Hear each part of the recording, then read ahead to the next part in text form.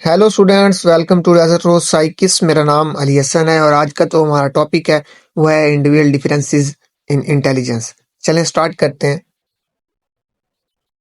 आज हम बात करेंगे इंटेलिजेंस के बारे में, यानी intelligence, individual differences in intelligence के बारे में, यानी लोगों में जहनी सलाहियत, जो इंटेलिजेंस के फर्क कैसे होता है, ये फर्क किस वजह से होता है और किस तरह इसे समझा और मैयर किया जा सकता है। अब हर इंसान की जो दिमागी सलाहियत है दूसरों से कुछ ना कुछ मुख्तलिफ होती है। किसी को मैथ बहुत अच्छी आती है, दूसरे को लैंग्वेज बहुत ज्यादा स्ट्रांग उसकी है, और तीसरा बहुत अच्छे से लोगों से मिलता है और उनकी बातों को समझता है, और चौथा जो है बहुत क्रिएटिव है। तो ये तमाम जो डिफरेंसेस हैं हमारी इंटेलिजेंस को मुख्तलिफ पहलुओं को एक्सपोज करते हैं। तो हम एक एक करके इस थ्योरी को समझेंगे। चलें स्टार्ट करते हैं। चलें थ्योरी से शुरुआत करते हैं। जितना हम थ्योरीज को समझेंगे उतना हम ये समझ पाएंगे कि किस तरह साइकोलॉजिस्ट इंटेलिजेंस को कैटेगराइज करते हैं और फिर हम इंडिविजुअल डिफरेंसेस को इन कैटेगरीज में रख सकते हैं। अब जो फर्स्ट है, चार्ल्स स्पेयरमैन की टू फैक्टर थ्योरी है। अब स्टूडेंट जरा गौर से सुने। स्पेयरमैन ने 1904 के करीब ये थ्योरी पेश की थी। उनका कहना था कि हर मेंटल टेस्ट में अगर आप देखें तो एक जनरल फैक्टर जी का असर होता है। यानी अगर आप मैथ टेस्ट दें, लैंग्वेज टेस्ट दें, पजल सॉल्व करें, हर जगह एक जनरल मेंटल एनर्जी का रोल होता है। इसके अलावा हर टेस्ट के लिए कुछ स्पेसिफिक स्किल्स भी चाहिए होते हैं जिन्हें एस फैक्टर कहते हैं। मैं आपको एक एग्जांपल देता हूँ। अगर आप एक रीडिंग कम्प्रीहेंशन टेस्ट दिया जाए आपको, तो उसमें एक जी फैक्टर होगा जो जनरल इंटेलिजेंस है, और एक एस फैक्टर है जो सिर्फ रीडिंग से रिलेटेड स्किल है। अब स्पेयरमैन के मुताबिक जो जी इंटेलिजेंस का बुनियादी नुक्ता है, अगर आपका जी हाई है आप ज्यादातर टास्क में अच्छे परफॉर्म करेंगे। उसका ये मकसद था। अगर जी लो है तो बहुत से टास्क में मुश्किल महसूस होगी। अब इंडिविजुअल डिफरेंसेस में ये हो सकता है कि किसी का जी फैक्टर हाई हो और स्पेसिफिक एस फैक्टर कम, या दूसरों के मुकाबले में उनका कॉम्बिनेशन डिफरेंट हो। सेकंड थ्योरी है लुइस थर्स्टन की primary mental abilities. Thurston Spearman से मुख्तलिफ नजरिया रखते थे। उनका कहना था कि जी इतना अहम नहीं जितना स्पेयरमैन समझता था। इंस्टेड उन्होंने 7 प्राइमरी मेंटल एबिलिटीज बयान की। फर्स्ट, वर्बल कंप्रीहेंशन, जबान को समझना, इसका मतलब ये है। फिर सेकंड है वर्ड फ्लुएंसी, मतलब लफ्ज गढ़ना, न्यू वर्ड बनाना। थर्ड है नंबर फैसिलिटी, मतलब नंबर के साथ इजी डील करना। फिर फोर्थ है स्पेटल विजुअलाइजेशन, चीजों को दिमाग में 3 डायमेंशनल सूरत में रखना या देखना। फिर फिफ्थ है एसोसिएटिव मेमोरी, चीजें याद रखने की सलाहियत। फिर सिक्स है परसेप्चुअल स्पीड, तेजी से मालूमात प्रोसेस करना। फिर लास्ट है सेवंथ रीजनिंग, लॉजिक से मसला हल करना। अब थर्स्टन के नजदीक इंटेलिजेंस एक जी फैक्टर की बजाय इंडिपेंडेंट मेंटल एबिलिटीज पर प्रोसेस करता है। अब इंडिविजुअल डिफरेंसेस इसमें ये होंगे कि कुछ लोग वर्बल कंप्रीहेंशन में अच्छे हैं पर स्पेटल में कमजोर हैं। कुछ लोग रीजनिंग में अच्छे हैं मगर वर्ड फ्लुएंसी में इतने अच्छे नहीं हैं। मतलब यानी हर शख्स का अपना यूनिक कॉग्निटिव प्रोफाइल हो सकता है, उनका ये मानना था।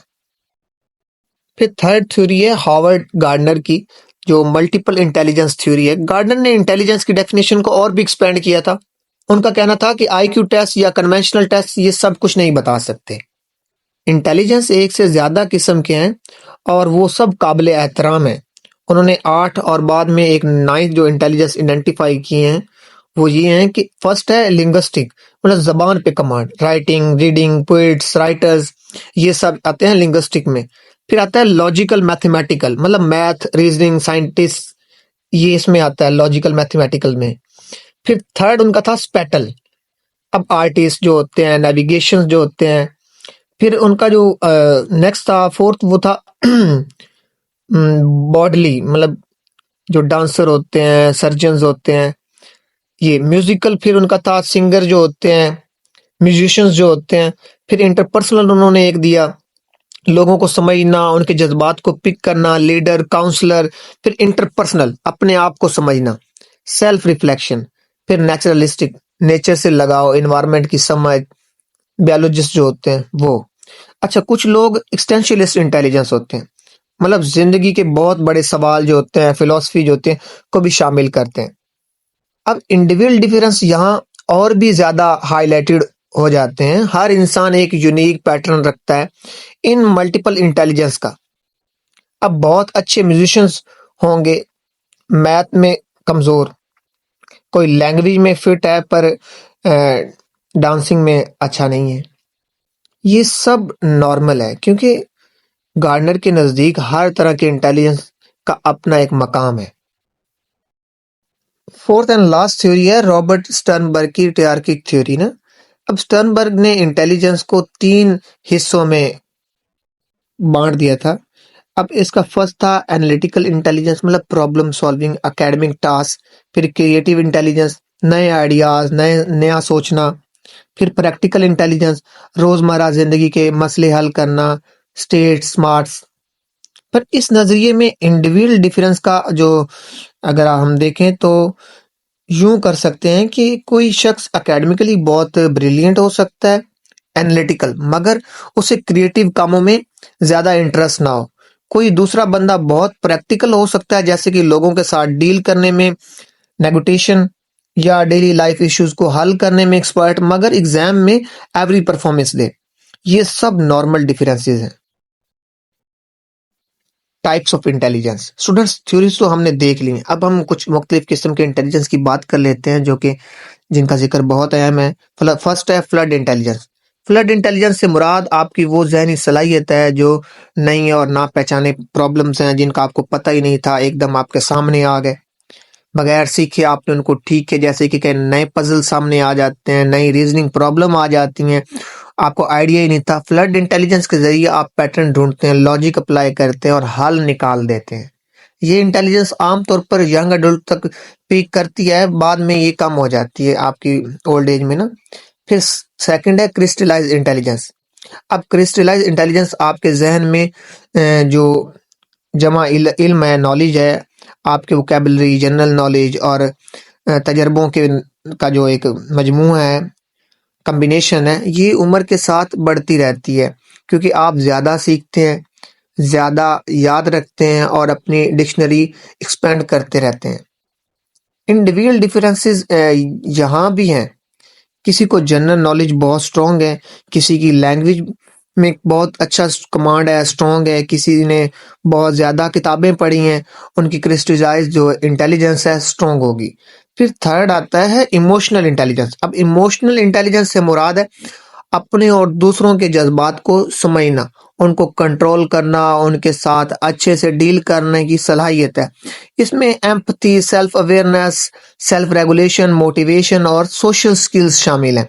अब इंडिविजुअल जो डिफरेंसेस हैं में कुछ लोग बहुत एम्पैथिक होते हैं, लोगों को बहुत अच्छे से समझ जाते हैं, दूसरे कुछ लोग इमोशनल सिग्नल पिक नहीं कर पाते, उनके समझ नहीं आती कि बंदा दुखी है या गुस्से में है। ये भी एक डायमेंशन है जहाँ फर्क नजर आता है।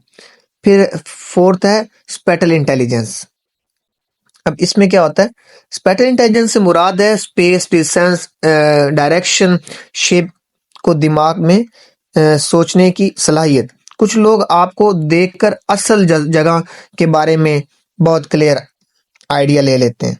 कुछ लोग 3D पजल्स आसानी से सॉल्व करते हैं। डिजाइनर, पेंटर इनमें ज्यादा स्ट्रॉन्ग होते हैं स्पेटल इंटेलिजेंस में। फिर फिफ्थ है बॉडली किनेस्टिक इंटेलिजेंस। ये जिस्मानी हरकतों को बेहतरी से कंट्रोल करने, अपने जिस्म को चलाने, फाइन मोटर स्किल्स रखने के ताल्लुक रखता है। अब डांसर जो होते हैं, जो सर्जन होते हैं, ये इंटेलिजेंस में बहुत हाई हो सकते हैं इसमें। दूसरी तरफ कुछ लोग बहुत क्लमसी होते हैं, ये फाइन मोटर कंट्रोल उनका इतना अच्छा नहीं होता। ये सब टाइप हमें दिखाते हैं कि इंटेलिजेंस सिर्फ मैथ में अच्छे नंबर लाने का नाम नहीं है, बल्कि बहुत से पहलुओं में हर शख्स दूसरों से मुख्तलिफ परफॉर्म कर। अब हम बात करते हैं फैक्टर्स के बारे में, मतलब factor influencing individual differences in intelligence. First सवाल ये पैदा होता है कि ये फर्क होते क्यों है? ऐसा क्यों है कि एक बच्चे की मैथ बहुत स्ट्रांग है और दूसरे लैंग्वेज में अच्छा है, तीसरा दोनों में कमजोर है? इन डिफरेंट के पीछे कई असबाब फैक्टर्स हो सकते हैं। फर्स्ट है जेनेटिक, जो विरासती हम कहते हैं ना। रिसर्च से पता चलता है कि जेनेटिक्स जो होते हैं इंटेलिजेंस पर असरअंदाज हो सकते हैं। जैसे कि हेरिटेबिलिटी एस्टिमेट्स वेरी करते हैं, मगर आमतौर पर 40% से 80% तक जेनेटिक इन्फ्लुएंस का अंदाजा लगाया गया है। इसका मतलब ये नहीं कि जीन्स सब कुछ तय करते हैं, मगर इनका किरदार काफी सिग्निफिकेंट है। अगर आपके वालिदैन में इंटेलेक्ट की क्वालिटीज स्ट्रॉन्ग हैं तो मुमकिन है कि आप में भी हों, लेकिन ये गारंटेड नहीं है, क्योंकि इन्वायरमेंट का भी बड़ा हाथ है इसमें। फिर सेकंड जो इन्वायरमेंट आती है, माहौल। अब upbringing, education, nutrition, health facilities, stress level, social environment, ये सब इंटेलिजेंस पर असर डालते हैं।